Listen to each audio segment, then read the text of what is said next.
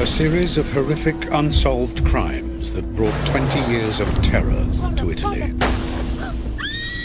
There was great terror, great fear. Over 2 decades, 7 helpless couples are stalked by a deranged and perverted killer. There was a maniac on the loose in Florence, who murdered them and mutilated the genitalia of the young women. I woke up many times at night with the image of mutilated bodies in front of my eyes. Investigators struggle to snare a killer who evades the police at will. There was a widespread sense of hopelessness. This is the story of murders so savage, they could only be committed by a monster.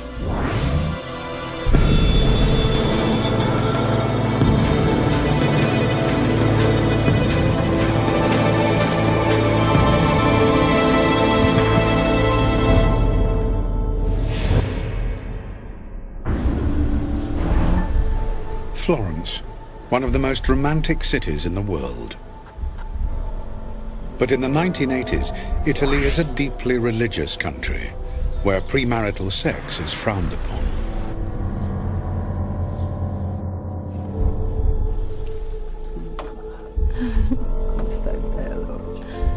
A young couple escape to the countryside, far from the watchful eye of parents.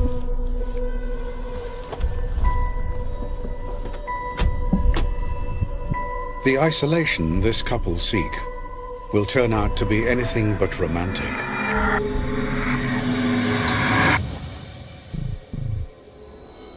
On the morning of June the 6th, 1981, an off-duty policeman makes a gruesome discovery. The bodies of 2 young lovers. Forensic pathologist Giovanni Morello examines the victims. The couple had numerous injuries on their bodies. A number of gunshot wounds and a number of knife wounds. Journalist Mario Spezzi is one of the first people on the crime scene. I saw the guy in the car. He seemed like he was sleeping because he had his head resting on the side window. And the only things that showed that something had happened was the pale face, the broken glass, and a small black mark on his head. Former Chief Inspector Ruggero Perugini knows that even the smallest clue could lead them to their killer. Every element of the crime scene is essential. What is missing, what is there, the context. The details are essential. Investigators piece together the victim's final evening. 21-year-old Carmela Di Nuccio and her 30-year-old boyfriend Giovanni Foggi had spent the evening at the local disco before driving up into the hills for a lover's tryst.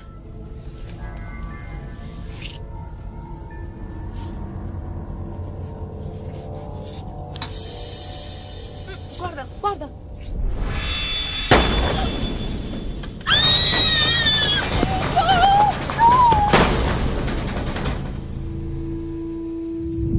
Not only have the couple been brutally executed, the killer has violated the female victim in a sinister and sickening way. We were perplexed by the fury of the attack, especially the violence inflicted on the girl. She had her pubic area cut out.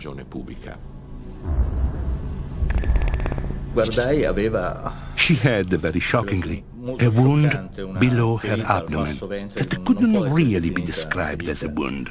It was like her lower abdomen was missing. The Carabinieri, Italy's local police force, struggle to find a motive for the murder.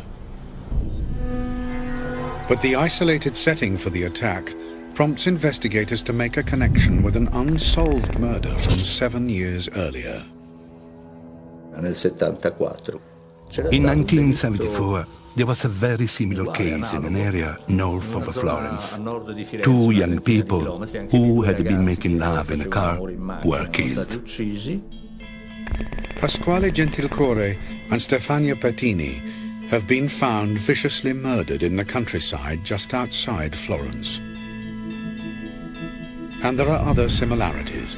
Again, the murder seems to have no motive, and the female victim was singled out for mutilation. Dopo la morte della ragazza, after the death of the girl, an additional number of stab wounds were inflicted on her, mostly around the genital area.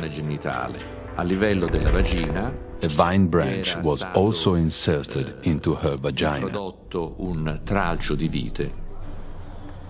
As the people of Florence reel from the shock that the two murders could be linked, the investigation takes a surprising turn. A local man known to spy on courting couples, Enzo Spalletti, is arrested and charged with the murders. The city breathes a sigh of relief. He was known as a peeping Tom. It was believed he was discovered watching this couple and had reacted by killing them. It looked like it was nothing more than a tragic story. But as the Carabinieri hold Spalletti in jail, believing they have caught the killer, their investigation is thrown into turmoil. A young couple spend the evening together. After a movie, they escape to the countryside just outside Florence.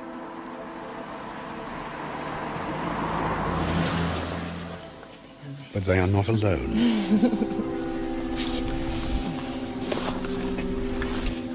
Guarda, guarda!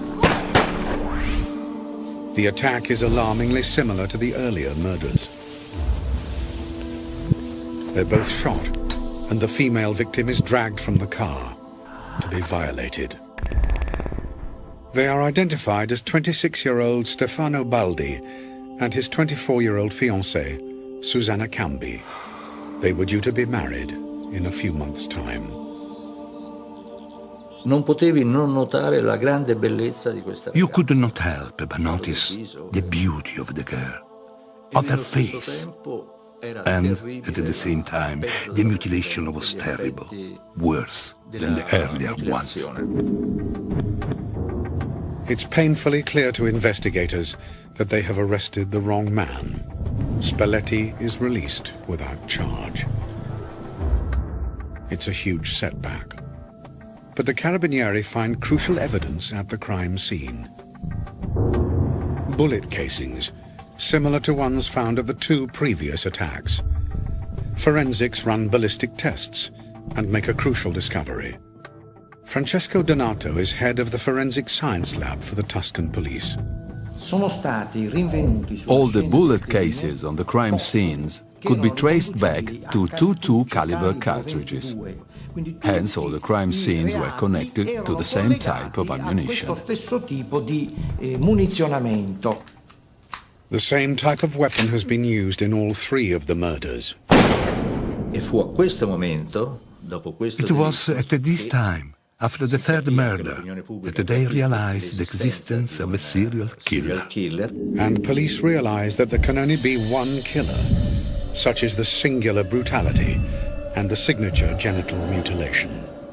He wanted to make it clear that the perpetrator was him and no one else. There was a maniac on the loose, and panic spread through Florence. The question on everyone's lips is not, will the killer strike again, but when?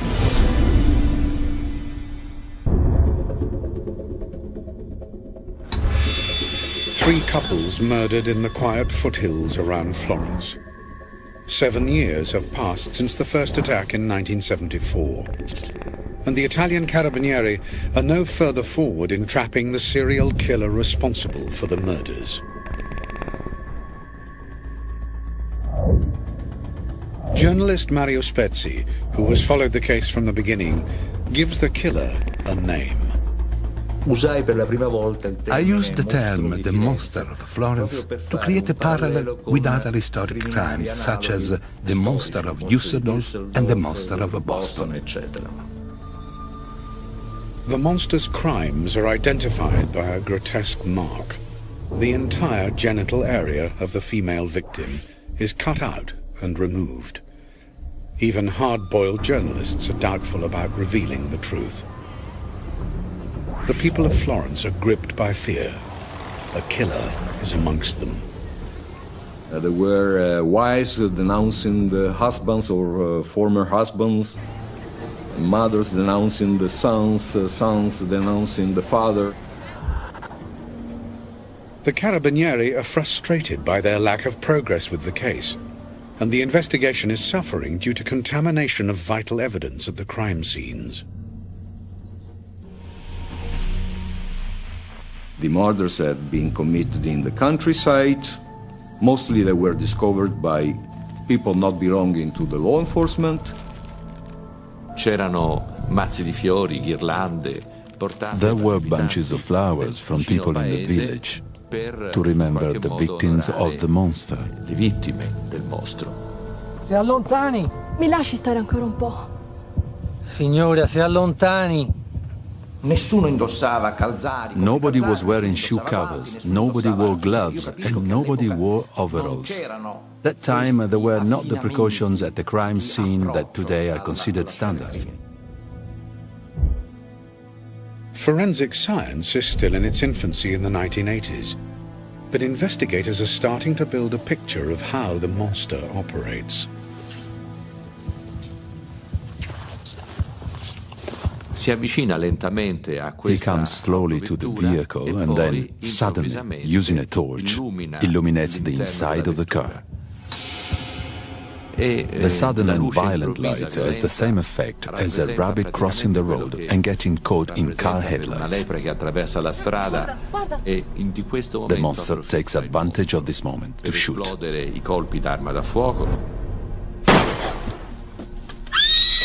One of the elements which characterized the crime scene was that he killed the man first, and then he dragged the bodies of the female victims far from their fiancés, sort of stressing his possession over the female victim. Abbiamo anche ipotizzato, we hypothesized that, given the way he cut out the pubic area, that he was an expert knife user. Una persona esperto di armi da taglio. A surgeon, a gynecologist maybe. A person who used certain blades as part of his job. Strumenti taglienti. Non avevamo idea del perché uccidesse. But we had no idea why he killed or why he removed these pieces of the female victim. To progress, investigators need to get inside the mind of the monster. But time is against them, and the killer is free to strike again.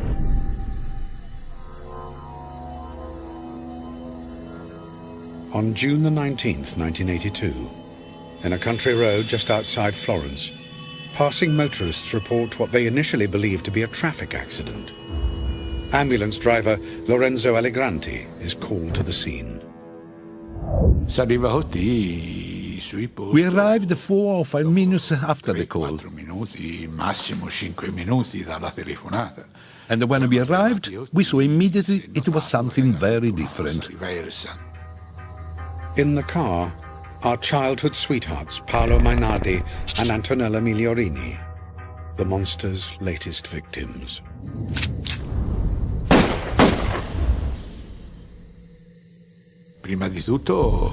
First of all, I saw Antonella.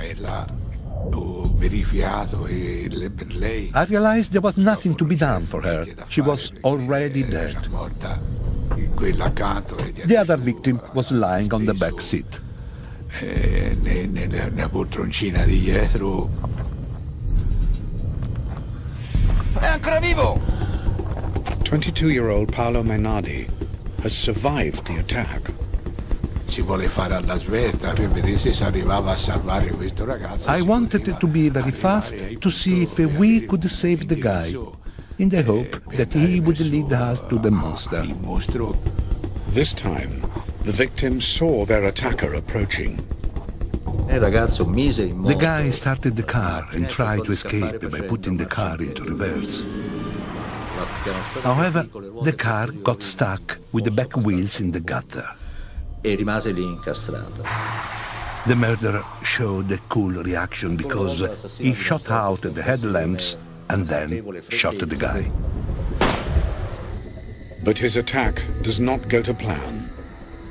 He was close to the village and afraid of being caught, so he didn't mutilate the victim, but left the scene.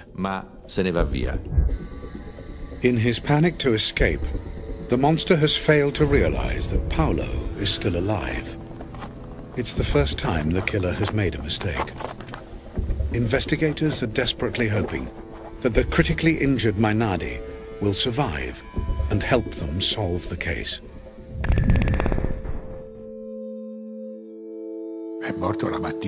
He died in the morning at around 4:15.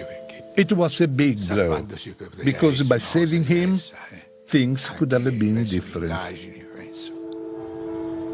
Mainardi has died without being able to reveal anything about the murderer. But the Carabinieri see an opportunity to try and trick the killer and drive him out into the open. Ricordo molto bene che il giorno dopo, anzi il giorno stesso, I remember clearly the day after we were called by the state prosecutor. She said, I would like to ask you for a favor. Could you publish a false story that possibly the victim had said something or seen something? Di aver visto qualcosa. Questo ve lo chiedo perché hopefully the murderer will read the story and perhaps make a mistake. Commetta un errore. It is just days after Mainardi's funeral. Lorenzo Allegranti, the ambulance driver who tended the dying Paolo, is asleep in bed.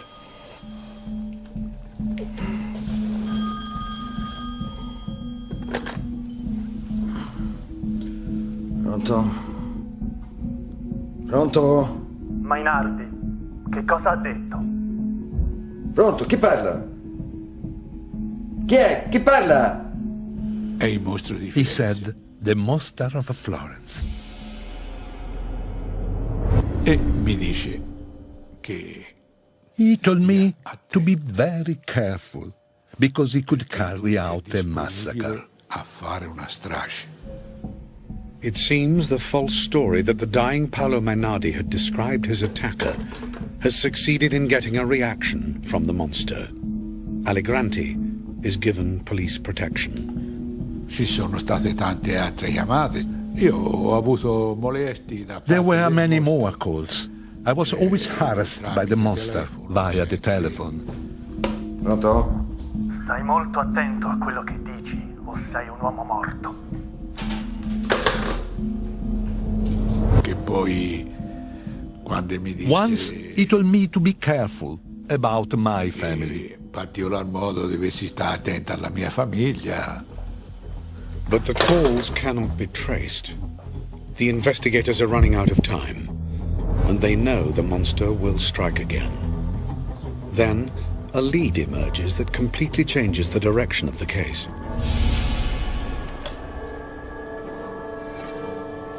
It comes in the form of an anonymous letter.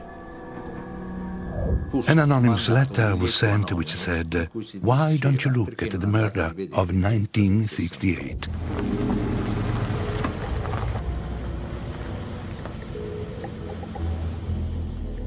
"14 years earlier, just outside Florence, a couple were shot dead in their car in an isolated spot.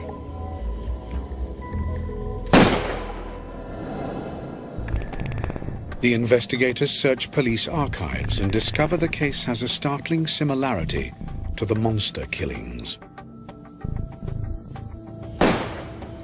The couple were shot with a .22 caliber gun. 8 shell casings were found on the ground at the murder scene and are still in police files. Forensic experts examine the bullet shells. To be able to tell if the shells all came from the same weapon, they have to be analyzed using a comparative microscope. This is the imprint of the firing pin enlarged. Here we can see the particular characteristics that identify the cartridge. The microscopic imprints made on the bullet by the gun when fired are unique to each weapon. The results are staggering. All these shells were all fired from the same weapon. These murders, more than 20 years apart, have been committed using the same gun. The victims in 1968 were a married woman, Barbara Locci, and her lover, Antonio Lobianco. Investigators discover that their killer was Barbara's jealous husband, and that he is still serving a life sentence in prison. The common link must be the murder weapon. The Carabinieri get to work tracing the source of the .22 caliber Beretta that was used to kill Barbara Locci.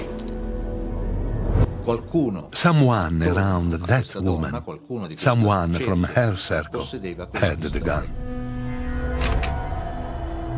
The trail leads them to a notorious thug called Francesco Vinci, who had also been a lover of the murdered Barbara. He was a macho man who liked to show off his masculinity to women. Vinci had a reputation for being violent. As investigators become convinced they have a prime suspect in their sights, new evidence appears which could confirm their suspicions. Days after the murder of Paolo Mainardi and Antonella Migliorini, an abandoned car was found hidden in the woods. The owner has finally been traced. The car belongs to Francesco Vinci. The race is on to construct a case against Vinci. But as the Carabinieri hold their prime suspect in custody, their investigation is once more thrown off track.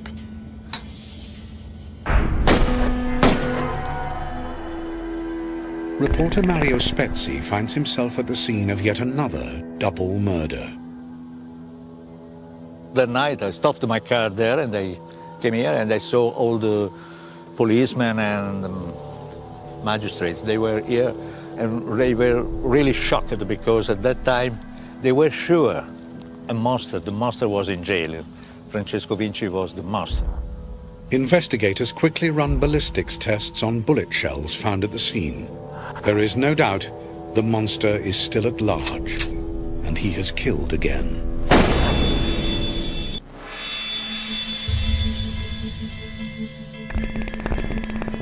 Eight young men and women have been slaughtered in the Italian countryside. Police have been chasing leads, but they have come to nothing. The monster of Florence is still at large, and he has killed again. 2 German tourists have been shot dead in their camper van. But for the second time, the monster's attack has gone wrong. The policeman said, have a look inside. I looked and I thought it was a girl. It was a boy with long, very blonde hair. He was very slim. Me too, when I saw the first time, I thought it was a girl. The murdered men are 2 students, Wilhelm Meyer and Uwe Rouge-Sens. Investigators think the killer has mistaken one of the long-haired students for a woman.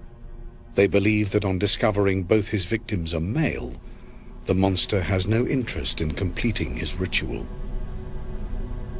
The primary motivation for committing the murder was not the death of the victim, but the mutilation itself.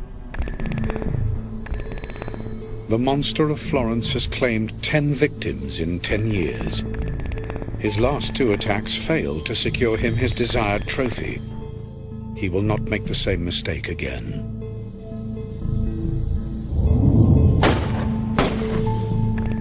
"19-year-old Pio Rontini and 21-year-old Claudio Stefanacci are engaged. Quella sera si appartarono, andarono in una località che si chiama They La went to a Boschetta, place called La e non Boschetta, vedendo ritornare and not dopo seeing la them notte, returning home after midnight, their friends found them because they knew where they normally went. andavano. They too are found shot dead. But this time the mutilation is even more savage. Il rito è sempre il solito. The rite is always the same. He always cuts off the pubic area. However, in this case, the monster also mutilated the woman's breasts. Anche sul seno della donna. Florence is a city in panic.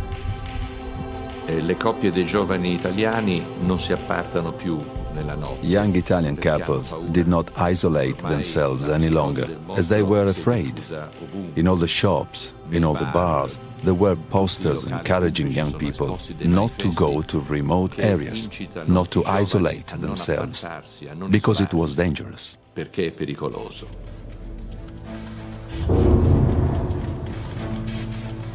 But not everyone understands the danger.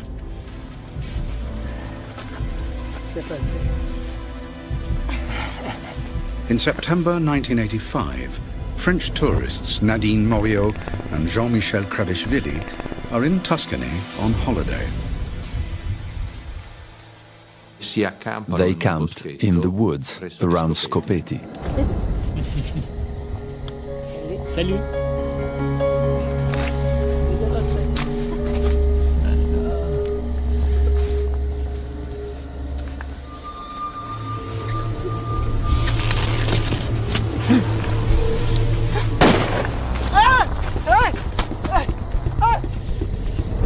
Il mostro, che era inginocchiato, l'assassino, sparò immediatamente. The monster immediately killed the girl. The guy was only hit in his hand and managed to get out of the tent and tried to escape. However, he took the wrong turning. If he had run in the opposite direction, he would have got to the main road. But instead, he ran into the woods and was caught by the monster, who cut his throat. Che gli tagliò la gola. It's soon revealed by the monster why he has targeted and killed the French tourists. He had killed 2 foreigners, so there was no report of missing people. Then he sent an anonymous letter to the state prosecutor. Inside this letter was a piece of the victim's breast that had been cut off. The contents of the letter appear to be part of a sick game the monster wants to play with investigators. He wanted the office of the prosecutor to receive this letter without knowing that the murder had been committed, and they would now have to look for the victims. Fortunately, the killer's intentions fail. Luckily, a person hunting mushrooms found the bodies a few hours before the arrival of the letter. With the murder toll now at 14, the people of Florence are losing patience. They are angry, scared, and frustrated with an investigation that has failed to trap the killer. Public opinion was very agitated. The police and the courts were under immense pressure. It had become the black spot of Italy. An episode like this has never happened before in the criminal history of Italy. With the public demanding action, the case is transferred to the Polizia, Italy's national police force. Chief Inspector Ruggero Perugini heads up the investigation. There was a widespread sense of hopelessness. Most of the leads had been explored. Perugini, an admirer of the FBI, is determined to get results. We decided, let's approach the investigation with a new start. Okay, just sticking to the facts.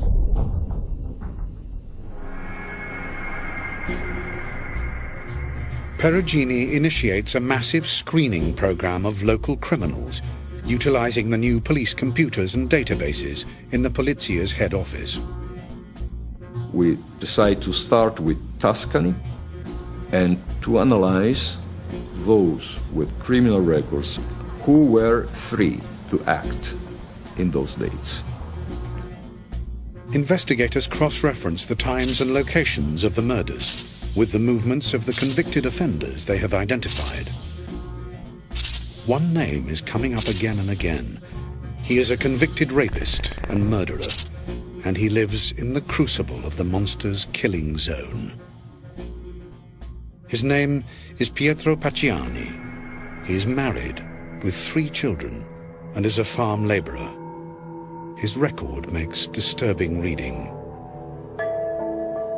C'era un altro episodio che risaliva agli anni 50. In the 1950s, when Pacciani was engaged to a girl who was the beauty of the village, he discovered her in a car with a traveling salesman. Un commesso viaggiatore.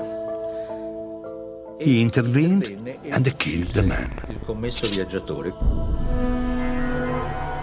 Pacciani served 13 years for the murder of the traveling salesman. There is a detail from his trial in 1951 that interests Perugini. Pacciani said that seeing his girlfriend naked with another man is what had driven him to kill.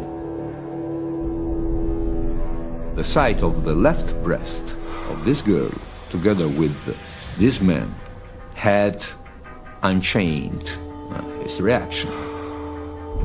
Could it be that Pacciani is acting out his revenge on women for this betrayal?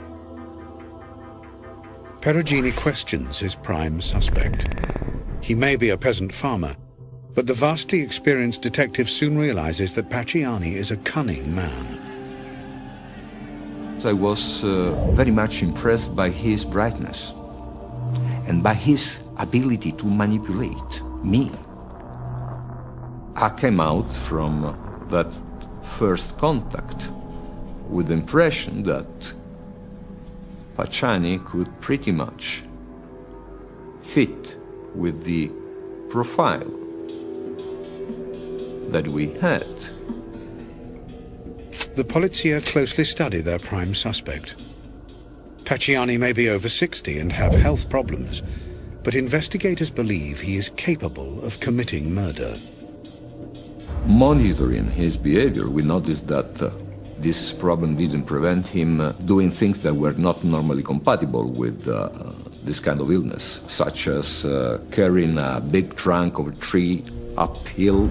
And we discovered he was a man of a great strength, not tall, but extremely strong. Perugini is convinced he's closing in on the monster, but he needs evidence to build a case against Pacciani. The Polizia embark on a series of rigorous searches at Pacciani's house.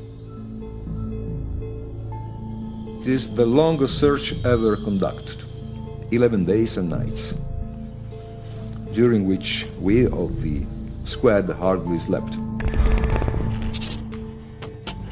The Polizia's perseverance pays off. They find an artist's notebook that could link Pacciani to one of the murders.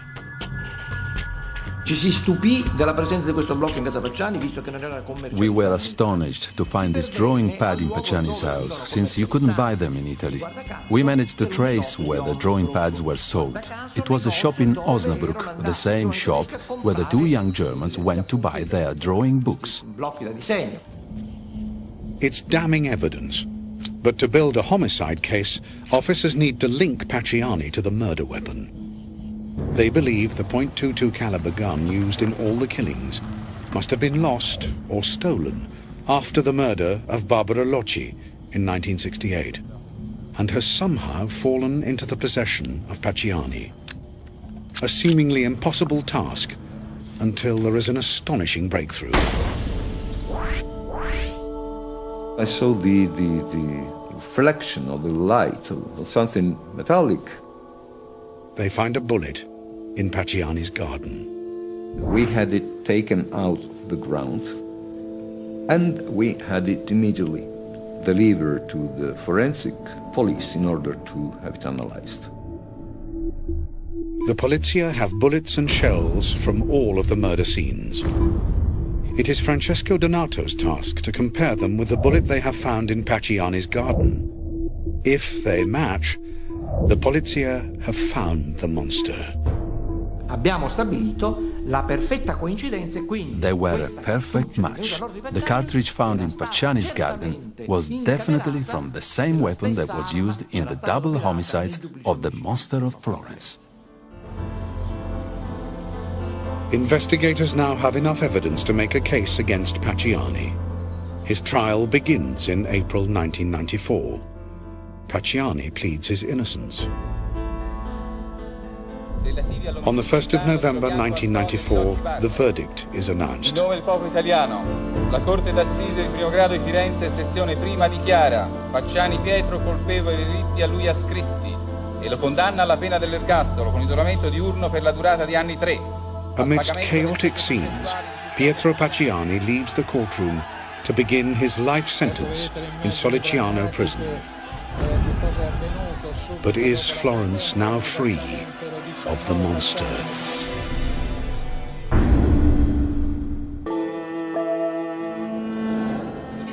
The monster of Florence, Pietro Pacciani, is finally behind bars for 7 brutal double murders. But the polizia have little time to enjoy securing Pacciani's conviction before questions begin to be asked about whether they have the right man. Sister Anna Marie Mazzari is a prison visitor who befriends Pacciani.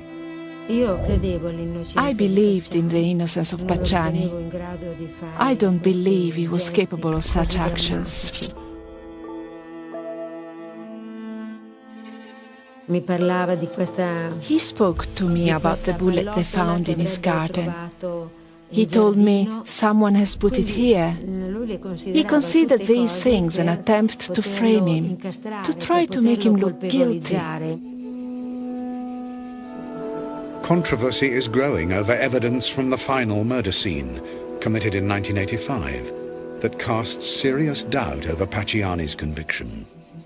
Questo avvenendo in una zona non molto frequentata, because the attack happened in a remote area, the bodies were not found immediately. As more time passes between the event that causes death and the finding of the body, the more difficult it becomes to identify the time of death. Più difficile è identificare il momento della morte. The polizia assert that French tourists Nadine Moriot and Jean-Michel Kravishvili were killed on the Sunday night, but the contents of their stomachs still contain traces of rabbit pasta eaten on the Saturday, prompting some to claim they died on the Saturday night.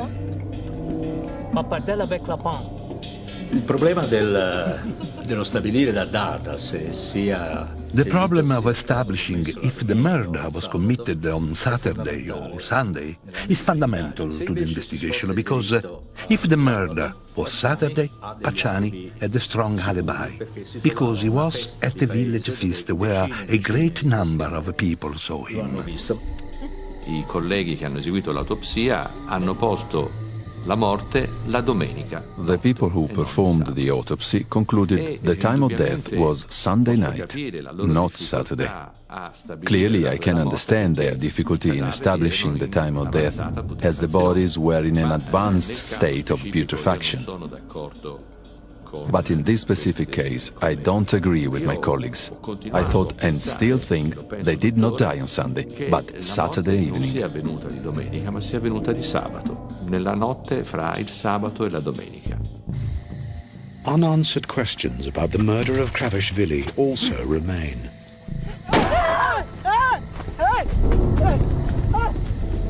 Pacciani era un uomo di più di 60 anni. Pacciani was a man of more than 60 years old. He had a weak heart, as he had undergone 2 or 3 bypasses, was very chubby, and suffered from emphysema. Questo contrasta molto con le modalità del delitto, la fuga di un giovane o il tentativo di fuga di un giovane. It strongly contrasts with the escape of the young guy who practiced athletics frequently. With so many elements of the case being called into question, Pacciani successfully appeals his conviction. but investigators remain convinced of Pacciani's guilt. One can question everything and not believe anything. The point of fact is that from the day of Pacciani's sentence, the monster did not eat again. The Polizia are determined not to accept defeat. They return to conduct another search of the evidence seized from Pacciani's house. We found a picture of a woman whose left breast had been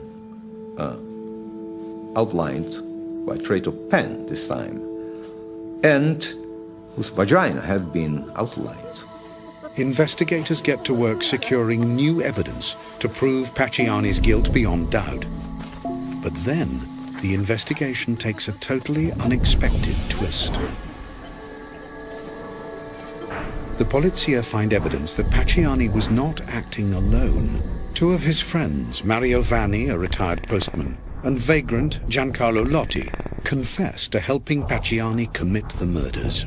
Quando questi hanno reso I loro racconti, they confessed to having taken part, accusandosi di aver partecipato, di essere stati presenti alla scena del crimine, le dichiarazioni. And their statements were credible because they were consistent with the crime scenes. Erano conseguenziali alla scena del crimine. Both men are found guilty of 4 of the double murders. Vanni gets life, and Lotti, who has cooperated with the police, a reduced sentence of 26 years. The Polizia believe that Pacciani convinced his 2 friends to join him in the murders. Pacciani was a very strong personality. I wouldn't exclude that as he manipulated most of those who were surrounding him, he could have manipulated also other people. Investigators are determined to get Pacciani back behind bars, and the conviction of Lotti and Vanni mean they can retry him. This time, they are certain they will prove conclusively that Pacciani was the leader of a group of cold-blooded murderers. But days before Pacciani's retrial, he is found dead in his home. Mi recai al domicilio di Pacciani stesso. I went into the house and found Pacciani on the ground. His body was taken to the forensic lab, and I did the autopsy, which gave clear results. Pacciani suffered from severe heart problems. It was an exhausted heart. For some, the death of Pietro Pacciani leaves the case unresolved and questions unanswered.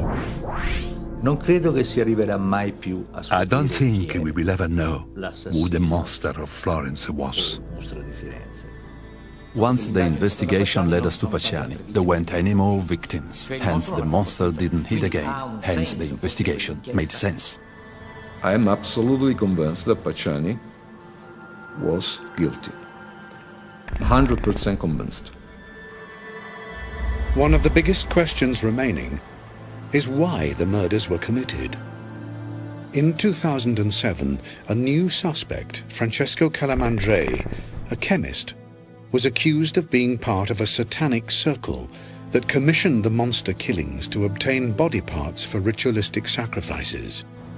But Calamandrei was acquitted. Only one thing is certain. The monster of Florence still casts a shadow over Tuscany. The horrors linger in the minds of the investigators who worked on this distressing case. La violenza perpetrata su queste povere donne. The violence done to those poor women. Violence I had nightmares about. I woke up many times a night with the image of mutilated bodies in front of my eyes. They are not things that you could easily forget.